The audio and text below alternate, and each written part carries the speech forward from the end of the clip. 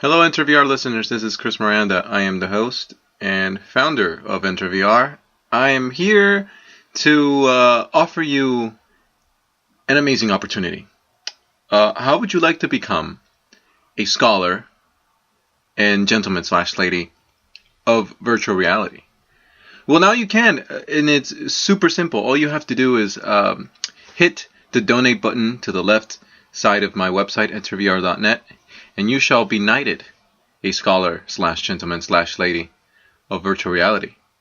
I would really appreciate your contribution. It would help me pay for bandwidth, take my girlfriend out for dinner, and buy doggy treats for my dog. So, thank you for your time, and enjoy the show. I'm Commander Shepard, and this is my favorite podcast, The Citadel.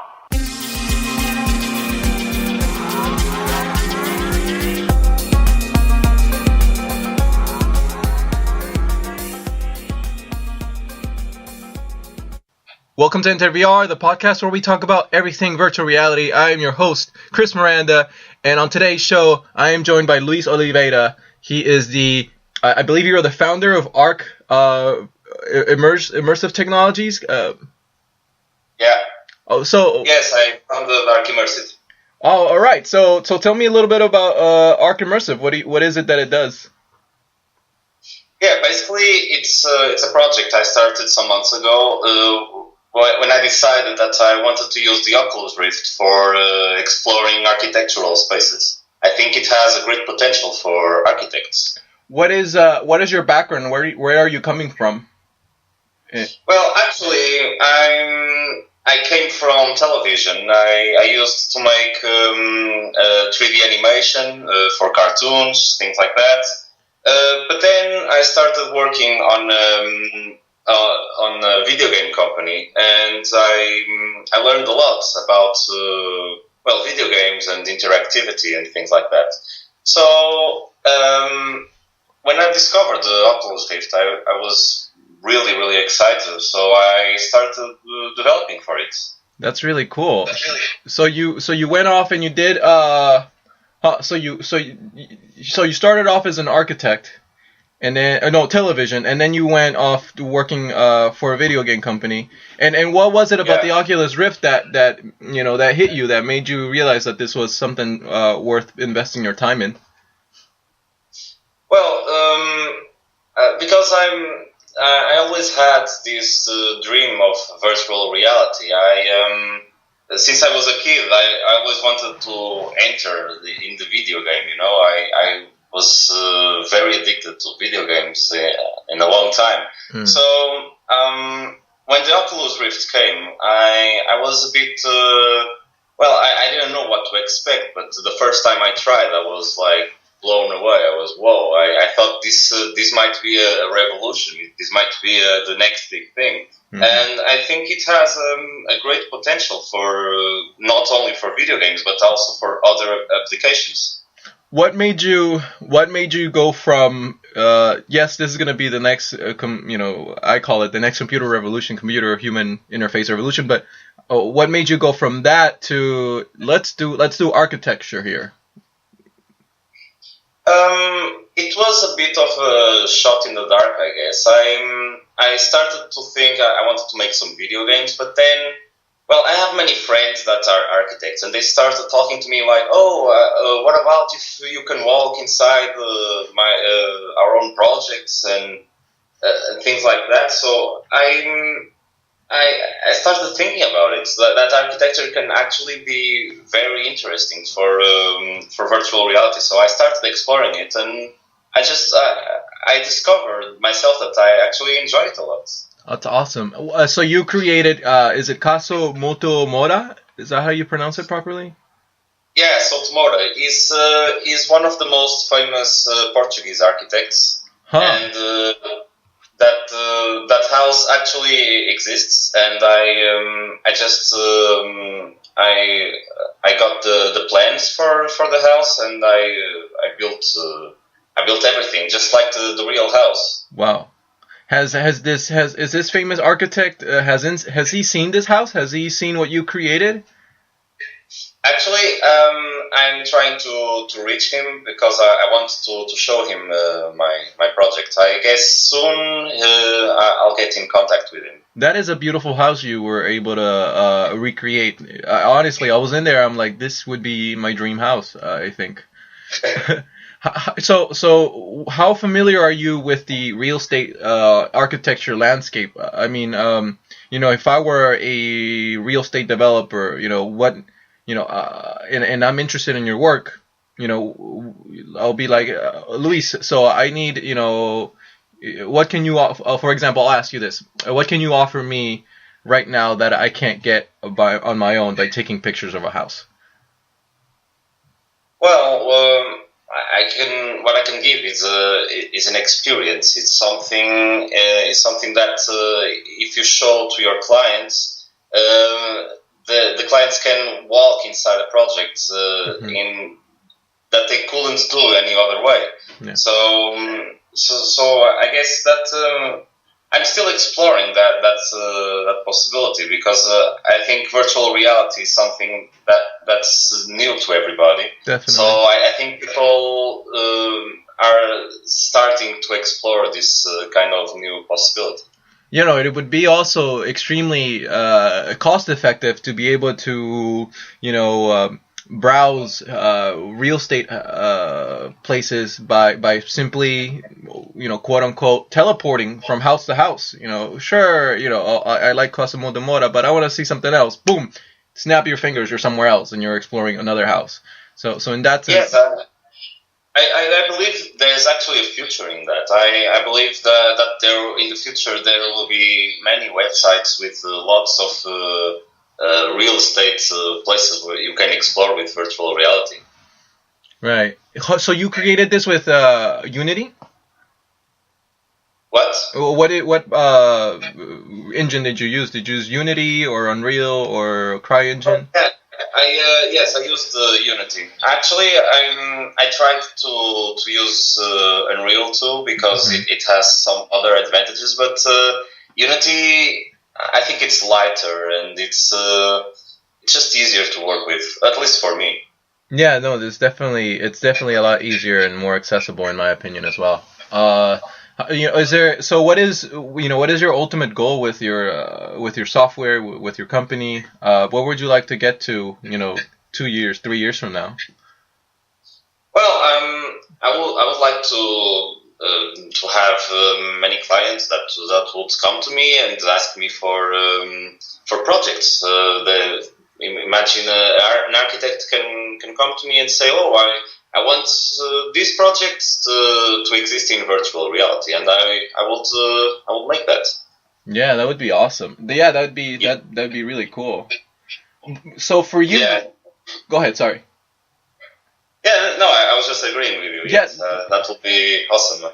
So for you, again, the logistics are probably being worked out as we speak, or will be worked out. But if I were an architect and I want you to recreate a model for me in VR, do I have to fly you over to Hong Kong to try it, or do I have to send you pictures? How would that work?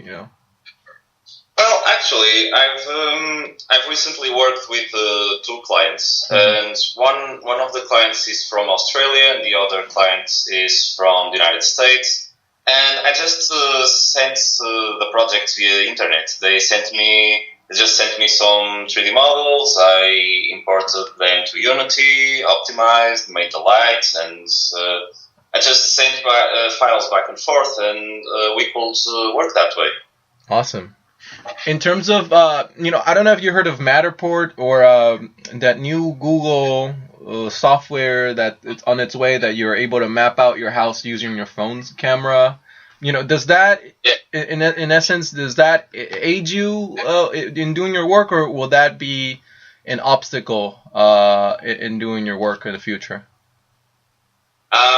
I think it depends on the quality of the technology. I don't know if it's that accurate as they show on the Google websites. I don't know. I would have to try it for myself to see if it could actually work. But if it will work accurately, it will be awesome. It will be, well, I don't know. It will probably make my projects much faster to make.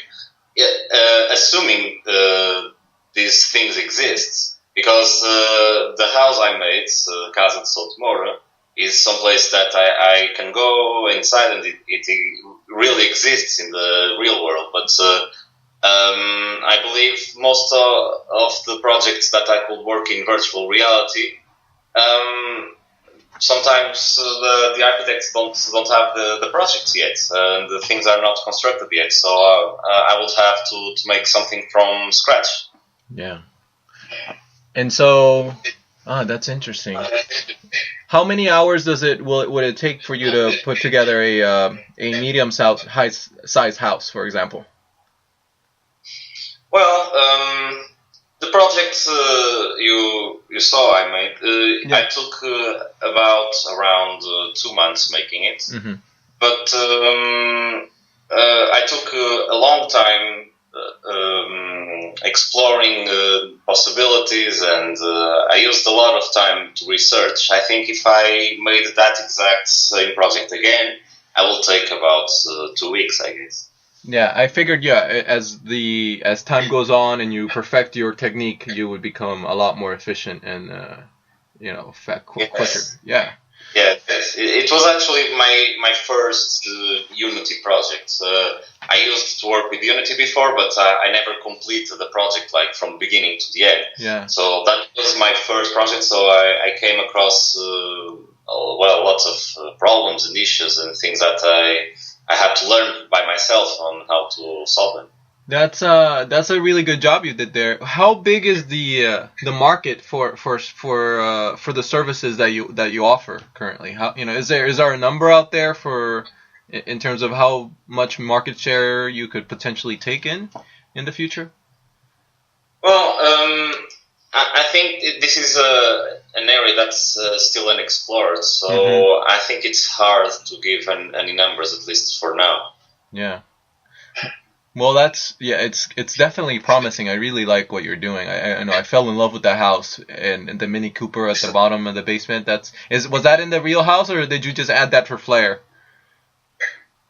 I didn't hear. Sorry. So the little Mini Cooper at the basement, is that in the real Casa Sotomora, or is that something you wanted to add as your personal touch? Oh, it was just something funny. I just like the car, and I think it will go well with the house. It really does.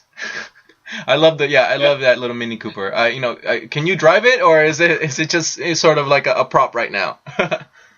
Well, it's just a prop, but I actually thought of making this project like game-like, just put some zombies in it. You could drive the cars. I don't know. I could make anything. That'd be funny. Make it into a horror mystery detective game where you have to solve a crime inside of that house. I don't know. Yeah, that would be very cool. Yeah, definitely. You have it feels like the character movement. I mean, well, the movement inside the game is inside your simulation is just right to not give you sim sickness, and it's very, I like it. It's a very relaxed pace, and it's especially for the development kit number one. I get motion sickness pretty easily if you're moving around really fast, but your simulation is just right. You hit the spot right there. I actually struggle a lot with motion sickness, because if I use the Oculus Rift for like 10 minutes, I start getting like really dizzy, and it's something that I try to optimize the most. I want people to feel comfortable in my experience.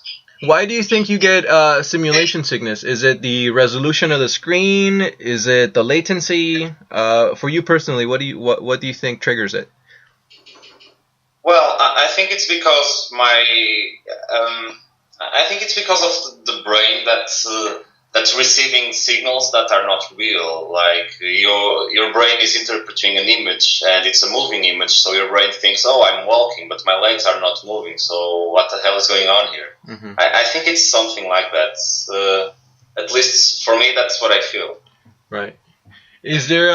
By the way, I want to ask you: is there a plan B for you in terms of carving out your career in virtual reality? Are you sticking with architectural visualizations, or do you have any secret projects that you might not want to tell the community, but you sort of are working on? What's your take on that?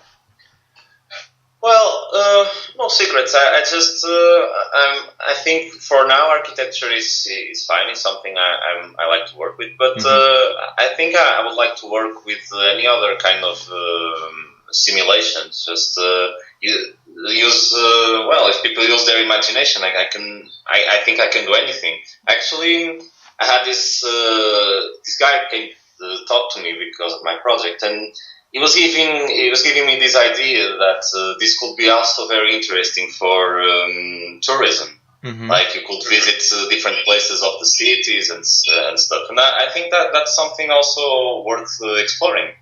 Definitely. I wonder, what in terms of tourism, what effect it would have. Would it have an effect of, oh, I already see what Lisbon looks like, I don't have to go, or I saw what Lisbon looks like in virtual reality, now I have to see it in real life? I mean, what do you think would be the effect in terms of that? Well, I think it's the second example you gave. I think if people can see this through their own eyes, they will have. I think they will think, oh, this city is really beautiful. Now I have to go there. At least, well, if you make an experience believable, unless you make some demo that's not very good, maybe that can have the contrary effect. But if you make a good demo of a town with some good props and stuff, I think that can have a very positive effect for tourism. Definitely. What about exploring the idea of augmented reality and architecture? Is there somewhere where augmented reality fits into architecture somehow? Well, I don't know. I've just been working with virtual reality, so right. Augmented reality is something that I'm not very familiar with. Yeah, I just want to throw that out there just in case, and if anybody wonders, because I wonder also, what other forms of technology, reality-based technologies are being used in that space. I know nothing about architecture, and so for that matter, I just figured if that's... Well, it's funny that I'm also learning a lot about architecture because it's not my area of study. I never studied architecture. I just like it. So it's something that I'm also learning a lot. Because I have many architect friends that come talk to me and talk about architecture, and I just realize that I have no idea what they're talking about. But I'm happy that I'm also learning this this form of art. I really enjoy it. Yeah, that's I'm sort of in your same boat. I studied political science, and I worked for the police for a little bit, and I never would have imagined I would be doing podcasting, not even, virtual reality. Ask me 2 years ago what virtual reality is, and I would have been like, what is this? I would have given you Matrix and all that pop culture reference stuff, but but it's exciting because it's you explore, this new world of possibilities, and I feel like it keeps your brain sharp, and that's a good thing, I think. In terms of... Yeah, thank you. So in terms of perhaps the consumer, and being able to visualize their new houses, do you think that is there a balance to strike between wow, this house looks way too good versus how do you find a balance? What I'm saying is, how do you find a balance between making it look really, really good, but at the same time not overshooting the customer's expectations? But you're talking about technical details like lighting and stuff. Or Yeah. You're talking about props. Yeah, in that sense, for sure. Yeah, well, I think my objective is to make something that feels real. Like when you put the goggles on, the Oculus Rift, and my objective is it's to feel as real as possible, so people feel that they're actually walking inside the house, and it's not just like some bad video game or something. Yeah. What about, and now I'm wondering about, the current economics, the whole European debt crisis and the whole housing market in bubble in Spain. How is the European economy doing in terms of like right now in terms of the housing and demand for real estate and those sorts of things, and is that affecting you at all? Would that affect you in the future? Oh yeah, it affects a lot. Like I'm living in one of the poorer countries in Europe, so I couldn't have chosen the worst area possible. But that's why I'm trying to get known on the community, so that I could open doors in other countries, because here in Europe is not easy. The current situation with real estate and it's just bad. People have no money for this kind of projects. And here in Portugal, the architects are I don't know if they're very open to these new technologies. They may look at this as something scary, or not scary, but just maybe expensive, Right. In terms of cost, what is the cost what is the cost of a service such as yours versus them going off on blueprints and all that stuff? Can you compete on the cost scale? Yeah, I think so.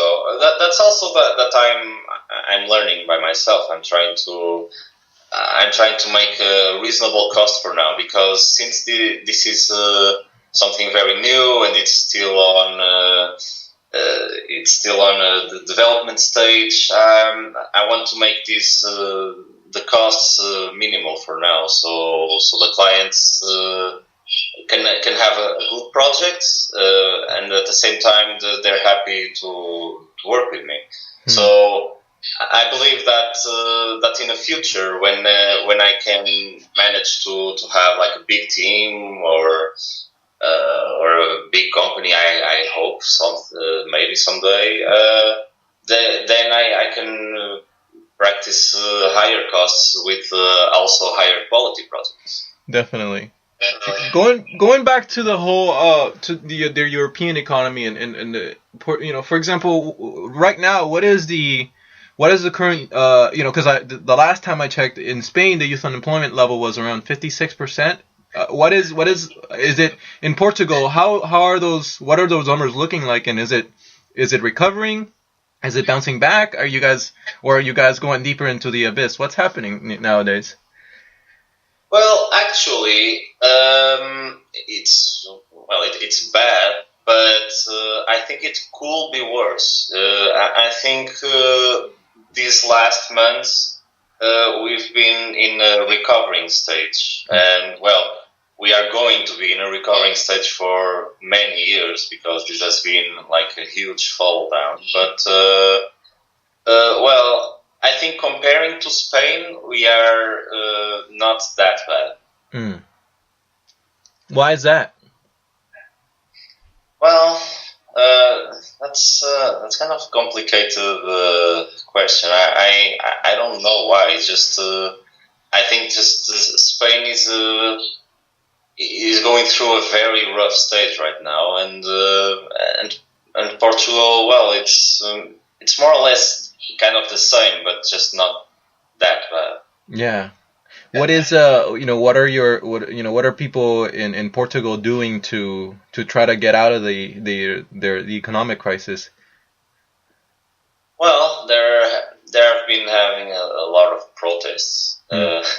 a lot of them. Mhm. But there's I noticed many people are starting their own businesses. Maybe the crisis is actually motivating people to start their own things, because people are so desperate to get some money and they can't find a job. So they start creating their own stuff. There is a lot of new entrepreneurs and people with their own small businesses to try to survive. Yeah, it's just to me it's just mind-boggling how an event such as the recession of 2008, the global economic recession, could have such lasting effects for years and years and years to come.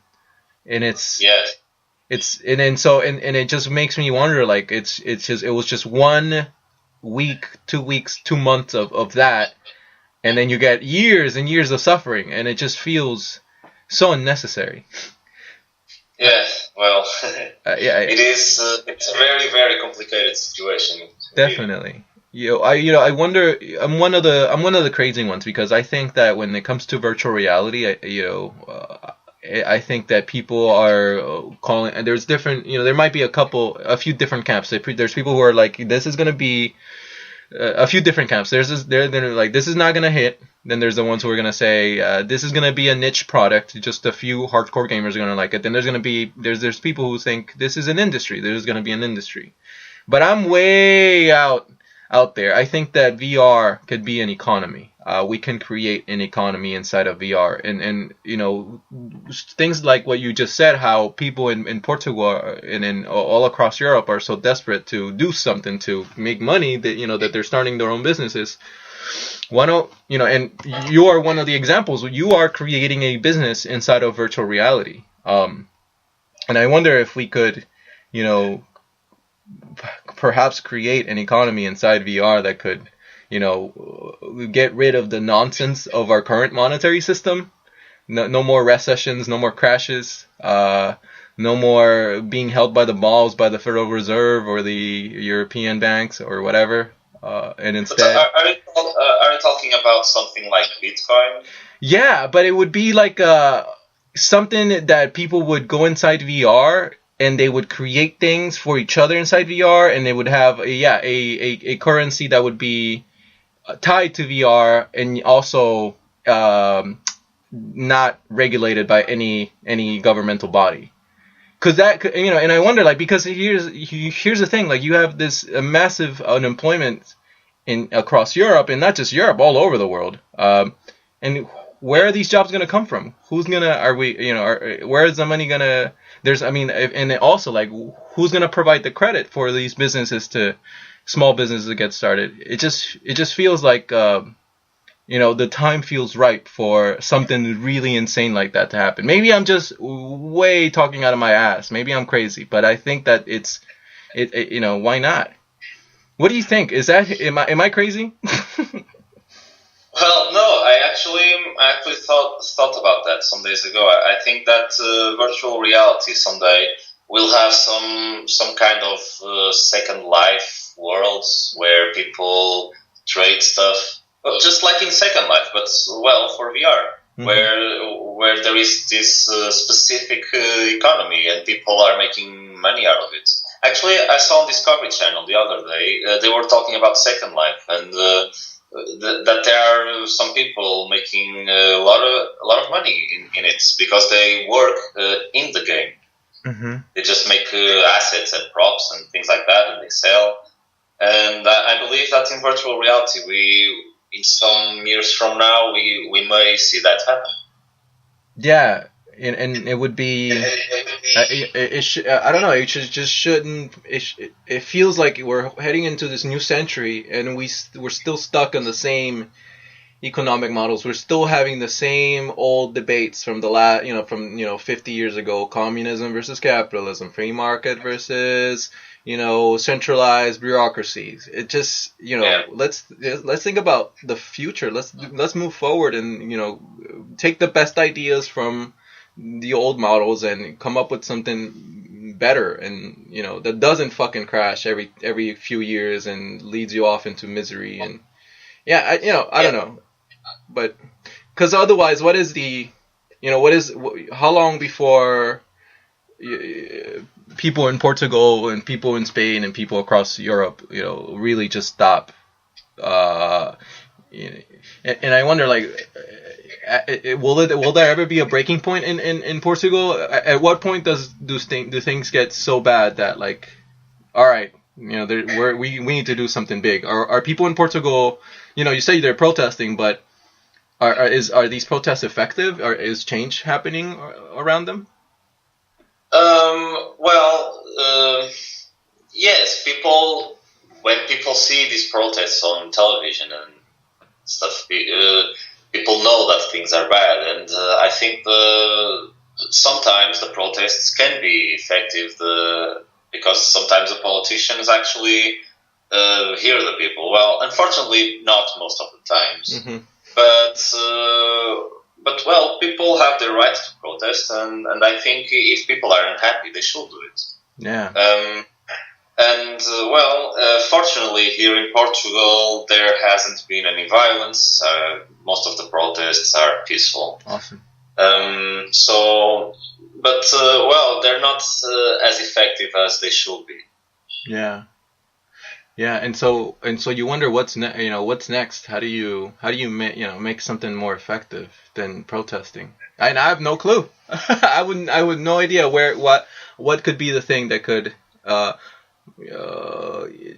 thought about perhaps voting with our taxes through the internet. I don't know if that's something that but that would be so insane. Politicians would never want that. People deciding on an educated basis. Yeah, I don't want to vote for more military spending. I think I'd rather vote for more renewable energy or more education. I don't know. And you vote with your taxes instead with this abstract thing called a vote. But again, we're in crazy land. Sorry. What about the whole thing in Ukraine, man? Does that, in any sense, keep you worried about the future, or is that something just too far away for you to think about nowadays? Well, Ukraine isn't that far away, and it's a very preoccupying situation. Yeah. Because like a full-scale war, is possible, but I don't think it's going to happen, because it just doesn't make sense. This is what's happening in Ukraine is just some politics shit that's happening, and it has to do with Russia, because they're interested in they want to keep Ukraine on their side, but part of the Ukraine wants to come to the European Union. Mm-hmm. What I think that's going to happen is that they're going to divide the country. Like, half of the country is going to come to the European Union, mm-hmm. and the other half is going to be part of Russia. And then everybody's happy, I guess. Yeah, you figured that chapter in our history was over, the whole Cold War chapter, but it's like it's rearing its ugly head, right back in. North and South Korea, South and North Vietnam.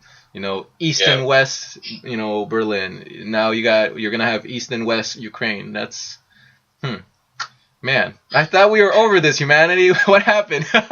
Jesus, crazy. Yeah. Is it about the gas? How is Portugal reliant on Russian gas currently? A lot of part of Europe is relying on Russian gas. Mm-hmm. But Portugal, I don't actually know where our gas comes from. Now that I think of it, I don't know if it comes from France or.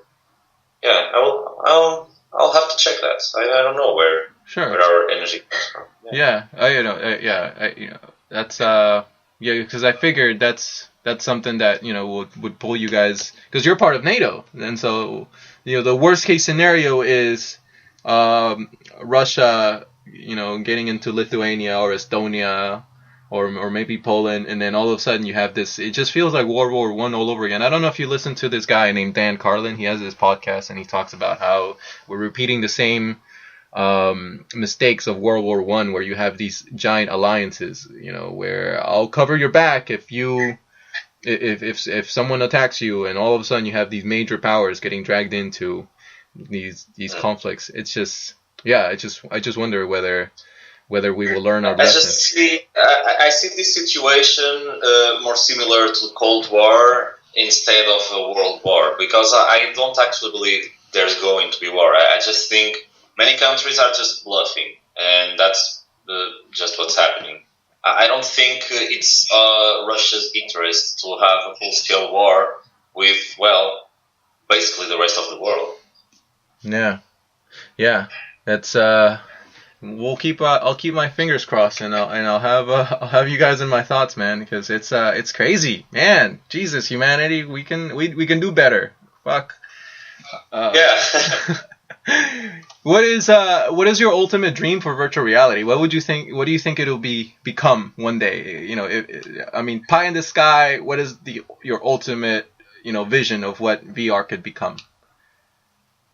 Well, I would like to become mainstream, but I don't actually believe it will become that mainstream unless it's really cheap and simple to use for people at home.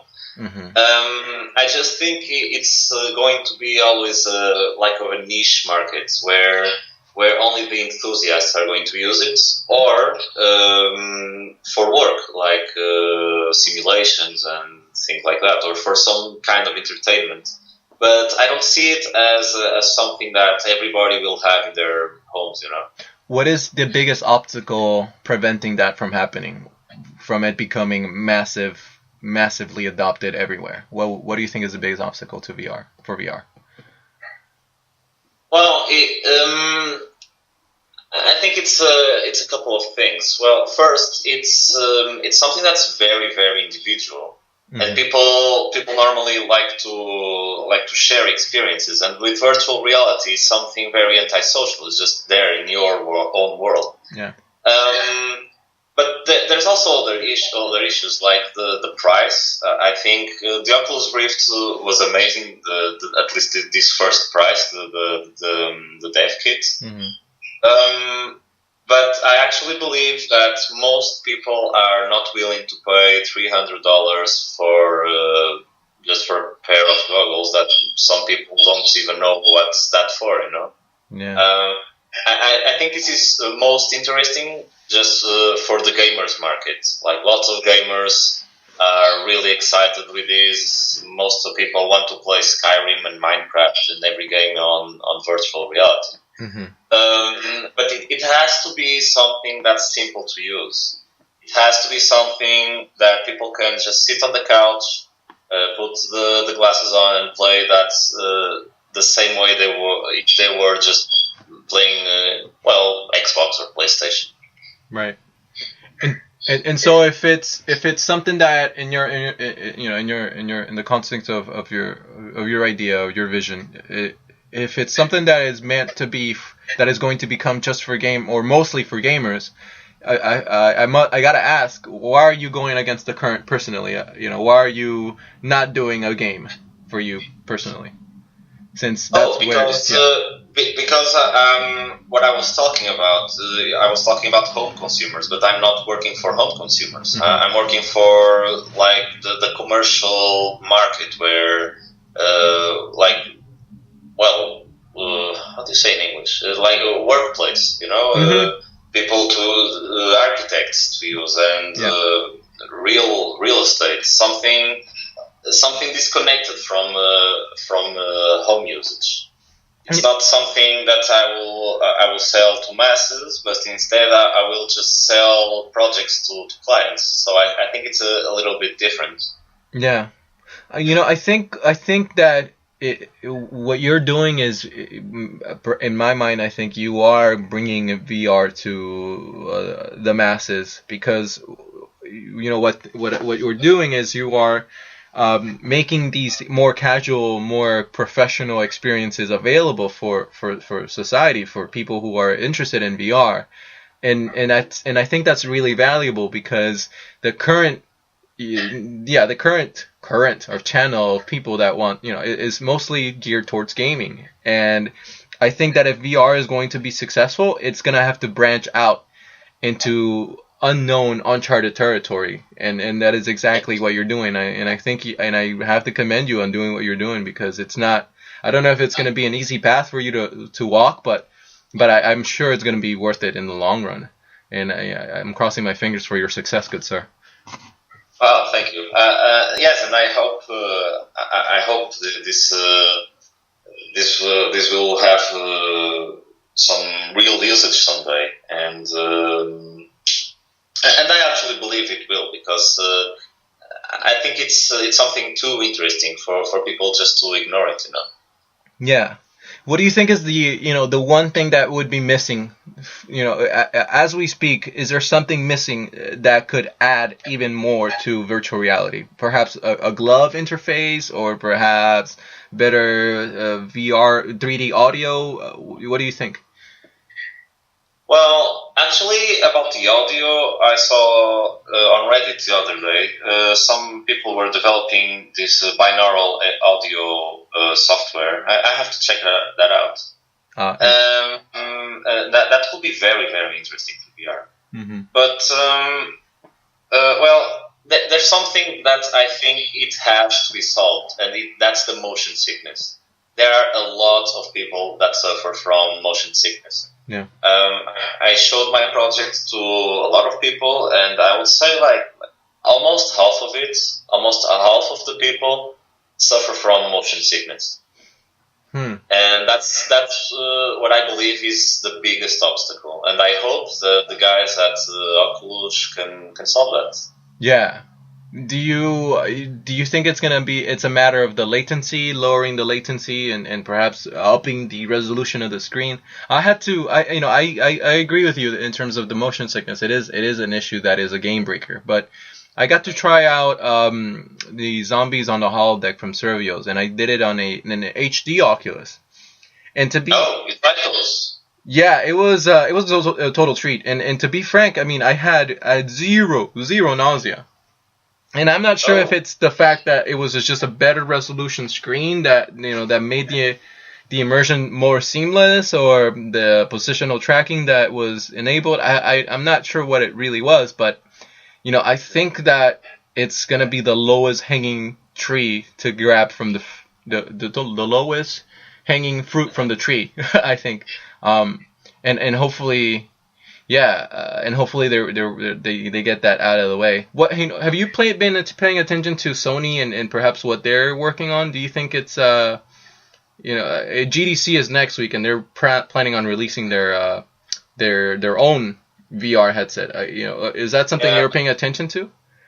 Yes, and I'm really excited with it, because if the other companies start to also pay attention and make their own virtual reality headsets, it's going to be amazing for the VR world, because a lot of money is going to be invested in it. So we are going to have better quality. We're going to have probably better headsets with better resolutions and even lower latencies, things like that. And I think it's also very important to try to import this to the consoles, because for now, just the desktop computer people are using it, but I think it's very important to export this to the consoles, and I think that's what Sony is trying to do. They're going to use this with PlayStation 4, I guess.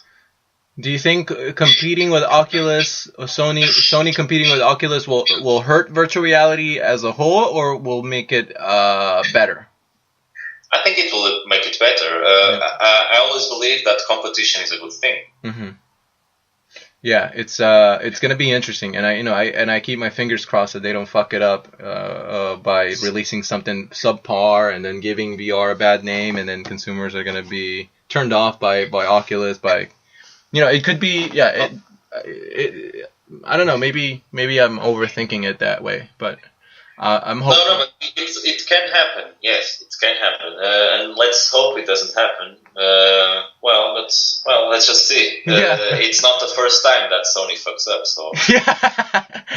Yeah, they've done. I mean, they make great games. I gotta tell you, I own a PS3, and so, some of my favorite gaming experiences have been on a Sony console.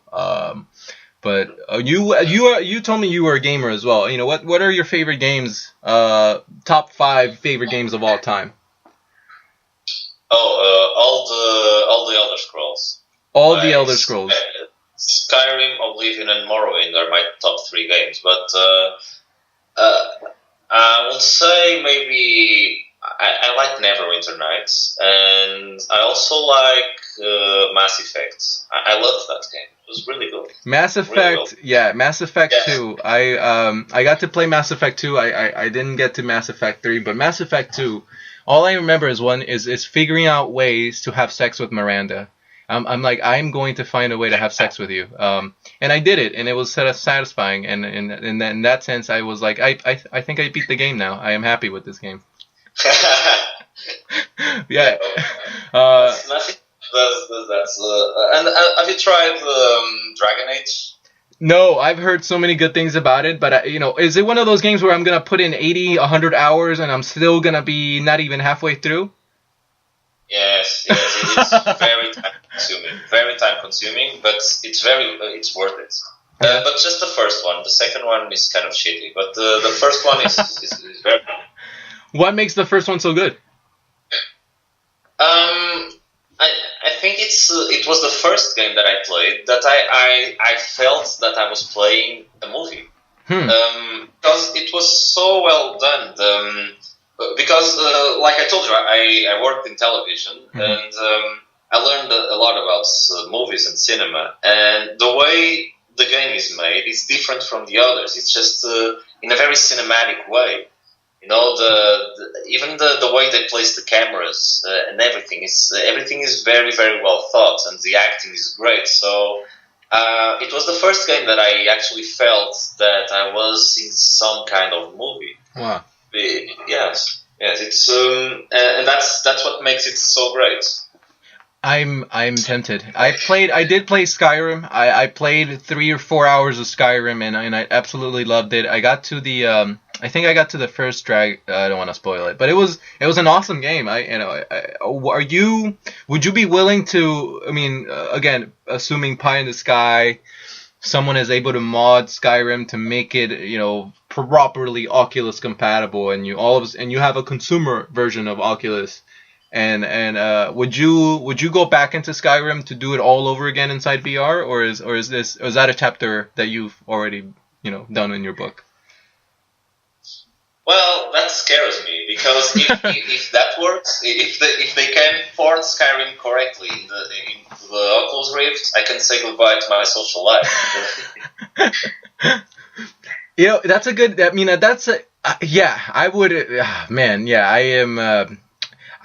I want to go inside Skyrim, but I want to go in with friends. I want to be in that world with someone else, and inside and using it, it just feels like there's so much potential. I feel like, people are talking about what is, the killer app for VR. What is going to, the big killer app is going to be porn. I think that if somehow Bethesda makes Skyrim or one of them Elder Scrolls games multiplayer and virtual reality compatible, you found your killer app. That's it right there. Yeah. Actually, I think that Elder Scrolls is the kind of game that it shouldn't be massive multiplayer. Really? Because the experience is just good that way. It's very cinematic, and it's done in a way where everything is planned. Haven't you felt sometimes when you play online games that you're playing with kids and they're just like screaming in the microphones and all the time? Well, they're insulting everybody, and they just kill you in the game, and they just teabag you. That breaks the immersion, And what I like about Skyrim is that the game is serious, and if you're playing massively online, people are going to ruin it. So I think that those kind of games would work very well, but in a LAN environment. You're just there, but just with a friend. Yes. When you're taking that kind of serious. That's what I was. Yeah. Go ahead. Sorry. No, I finished my train of thought. I think you're exactly right there. LAN, a local multiplayer experience where in fact, fuck the whole MMO VR thing, because I don't want to go inside Skyrim with strangers. I want to go inside with my girlfriend. And I want to, that's why, and I want to experience that world with her inside, or with my family. My grandpa, he's a gamer, and my little cousins, we want to form a posse and go off and kill fucking dragons. That would be, that's what I was referring to. That would be the killer app, That will be the most awesome thing ever. Yeah. And I actually remember now that I think I saw a mod that you could play Skyrim on LAN. Really? Yeah, I saw a mod somewhere. But I just don't know if it worked because I never installed it. But I saw that somewhere. Well, that's what I'm hoping, crossing my fingers for. Some brave soul out there, if you're listening to this podcast, please make it so. Mod Skyrim so that it is VR compatible and local multiplayer available. Oh my god. Yeah. Because I don't want to lose my social life. I want to have some form of social life, but but I also want to be inside VR. I want to have my cake and eat it. And so I figured, let me bring my friends along. Yeah, exactly. That's what I feel like. That's what's gonna be, if the thing that's gonna bring VR to if not the masses, but at least give Sony and Microsoft and Nintendo, well, the Wii U is dead, a run for its money. The ability to, because VR is a bit of a lonely experience, I have to admit. As awesome as it is, you are in that world by yourself. That's why Dread Halls is, and the horror games are so visceral, because you're by yourself in there. There's that sense that you're somewhere else. Yes, exactly. What about what other types of games do you think are best suited for virtual reality? I think horror games work very well. Mm-hmm.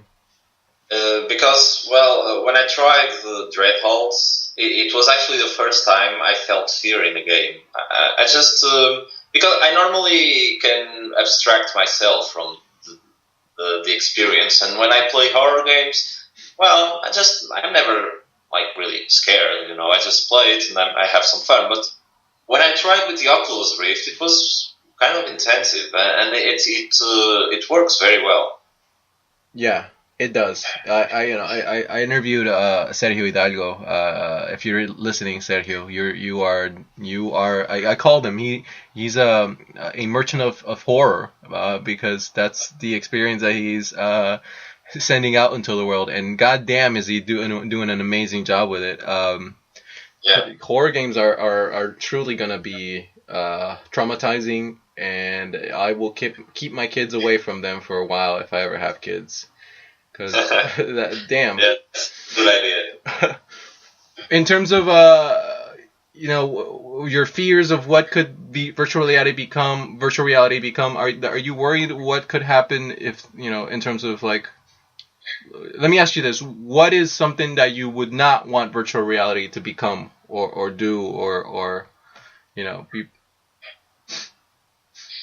Well, I think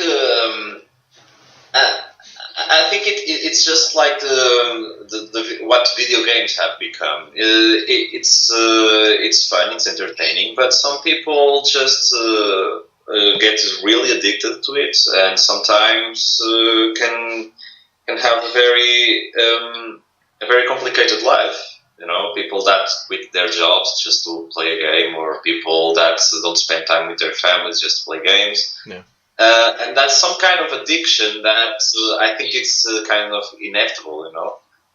Many good things will come and some bad things will come. But that's just the things we are. I think there's not much to do about it. The most what you can try to do about it is just put some kind of warnings, like when you sell a product, just when you see a video game, sometimes has those warnings like, oh, don't play for more than 1 hour straight, and try to pause in between and things like that. But well, everybody knows that nobody does that. So yeah. Yeah, and then Nintendo is one of those that when I played Zelda Skyward Sword, every once in a while, after a while, I stopped getting those messages, but I do remember getting a message once in a while saying, "Hey, you should take a break." Fuck you, Nintendo! Don't tell me what to do. I'm a grown ass man. Yeah. but there's definitely value to putting down the controller a bit and getting some fresh air. Vitamin D, I think in the US we have this problem where we're not getting enough sun. We're not going outside enough. So yeah, that's actually something I think about Americans in general. I think people spend too much time in their homes. Yeah. At least here, I don't know if you ever visited Portugal, but here we have a lot of coast, and I actually live very near the sea, so for me it's very important to sometimes get out, jog a bit, and just go to the beach or something. Yeah, I'm super lucky that I live next to the ocean as well, and I get to go out and sort of just go out and meditate and think about things. And the ocean, looking out into the ocean, the vastness of this motherfucker gives you a sense of humility and perspective that is unlike many things out there. It's almost like doing a drug without doing any drugs, because it just gives you, I mean, when you just think about it and sit there for a while and I don't know if many people think about this, but I look out into the ocean, I get lost in the horizon of it, and then I look back into the city and this growth of humanity. It just reminds me, the ocean, it reminds me that, all of this is just temporary. This life is just a glimpse, a time, a blink of an eye, and, it's so fleeting, and we're so small, and in a sense, it gives me both humility and it empowers me, because, what the fuck am I doing with my life? I'm gonna do what I want, what gives me passion, what gives me meaning. And I feel like you're right. I feel like more people need to get out and experience nature. And I wonder if virtual reality could help us do that. I wonder if by, when we're talking about tourism, perhaps, by giving us a tourist VR experience of Yosemite or Yellowstone or a national park in Portugal, people will be like, man, I think I want to go there. Yes, I believe it can help in that. Yeah, so I, because I think, the last thing people want is to recreate the Matrix. I feel like, movies are a great blueprint of what not to do. If you look at the Matrix, if you look at Demolition Man, or all these other dystopian futures that the movie creators, Hollywood creates, sure we could use those as examples of look what could go wrong, or we could use them as examples of like look what we should not do. Yeah. But yes, I think the Matrix made that very, very clear. Yeah, is it becoming a reality in Europe and Portugal right now? The whole automation of jobs thing. How jobs are being taken by machines. Is that something that's creeping up on you guys, or not yet? Well, I think it depends on the industry. That happens when it's economically viable. In a factory, instead of having 100 workers, maybe if a machine can substitute 100 workers, I think the factories invest in that. But I think it's largely depends on the industry. But here, I think people here prefer more humane things, I guess. Mm-hmm. The things here are made in many ways the old-fashioned way, Mm-hmm. I guess. Yes. What's your favorite food from Portugal? If I ever get to, I have yet to have the pleasure to visit Portugal, but what is something you recommend if I ever go down there? That would be a staple in your cuisine. Well, we are very well known because of our codfish. Codfish here is amazingly good. And in the city I live, which is Porto, we have something very typical, but just from this city, which is francesinha. A francesinha is something like, do you know what a croque monsieur is? No, please enlighten me, sir. So a croque monsieur is something that you can eat in France. It's like a sandwich with cheese and some kind of meat. Mm-hmm. And here in Portugal, here in Porto, francesinha is like it's like that. It's like a sandwich, but with a hot sauce, tomato hot sauce that is like really really good. Yeah, I am. If you ever come here to Portugal, well, you can talk to me and I'll show you the best food. Yes, my mouth is salivating. I'm so excited to thank you for the offer. I will, if I ever swing by, I will hit you up, and I hope I can get a tour of your houses and perhaps some. And I'll show you Casa de Sol tomorrow. Yeah, awesome. I'm looking forward to that. You take me. Let's go down the rabbit hole for a quick second. Sorry if you were about to say something. Go ahead. It must be strange because now that I thought, I know the house like before the project, but I would like to know the opinion from someone that has never seen the house and has tried in virtual reality, and then you go to the real house, and how do you feel? Like, oh, I've been here before, Well, let's put a call out. If you're in Western Europe or nearby, Luis, get in touch with Luis and see if you have an Oculus Rift and you've never been to Casa Sotomora. Head down to Portugal and Luis will take you there to Casa Sotomora so you can give him feedback on the real thing. I don't know if that'll work, but who knows? Let's go down the rabbit hole for a quick sec. And here's a crazy idea. Do you think we'll ever get to a point where, we will be able to? So at this point, VR, we're exploring, starting to take away the senses from reality, right? So we have vision with the Oculus Rift. We'll have audio being removed. Our sense of our auditory senses will be removed by binaural audio. Yeah. Our touch, will eventually get removed from reality by using, haptic feedback gloves or tactical haptics. That's a plug for, sort of controllers. But do you think we'll ever get to a point where we might be able to simulate smell or taste? Because we were talking about the Matrix. We're talking about this delicious Portuguese food. I wonder if we'll ever get to a point where we'll be able to send electrical signals to our brain or our tongue, and all of a sudden I'll be in VR and I'll be in Portugal trying out these amazing foods, and the machine will be able to trick my brain into thinking that, or my palate into thinking that this is a Portuguese sandwich.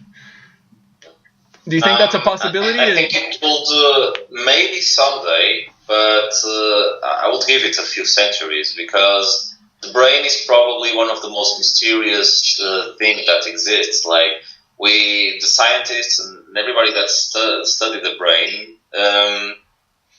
people only know like what are some of the capabilities of the brain, but it's something that is still being studied because it's still a mystery to us. Yeah. So I guess firstly we will have to unlock those mysteries, so then we could manipulate it. Yeah. We're gonna have to. That's and I wonder if that ever became an actual thing, if that ever became an actual product, where let's say you go to the mall, and at the mall they're selling Oculus Rifts. You know, buy the bundle, you get an Oculus Rift and a glove and a tongue glove, and that tongue glove, tricks your tongue into thinking that you're eating stuff. Would you want to buy something like that? Personally, that's a bit creepy. I don't know. Yeah. I love to eat. You know, I love to eat. Yeah. I like to go to a good restaurant and have a good meal. So I don't know if I could ever think of an alternative like in virtual reality. It's a bit creepy. I don't know. Yeah. On the flip side of it, you know, I agree. It is fucking creepy. But on the flip side, you know, if you have a problem with obesity, with you trying to lose weight, this could be something that, you know, could help you. Not. I don't know. Maybe. Yeah. Maybe. Again, we're in the rabbit hole. It's crazy town. So I'm just throwing shit out there. Well, if there's anything else that you'd like to mention to the community, Luis, you know, right now would be an awesome time. You know, because we are starting to come to a close. It's been a pleasure. Thank you so much for indulging me in my crazy ideas. But yeah, tell me how can people get in touch with you? How can people get involved, support you, all that good stuff? Well, what I would like to tell for anybody that's listening to this is if you want to talk to me, I'm very open to it. If anybody wants to ask any questions about my work, you can check out my website. And that website is? Well, you can check out at www.archimmersive.com. Awesome. And I will have that website link in the show notes. You know, also to your Twitter page, your Twitter feed, and do you have a Facebook page as well? Mm-hmm. Cool. All that good stuff will be on the show notes. Please follow, subscribe, get in touch with Luis. He's doing some awesome work. I commend you on the path that you are paving. Please keep going, and thank you for your time.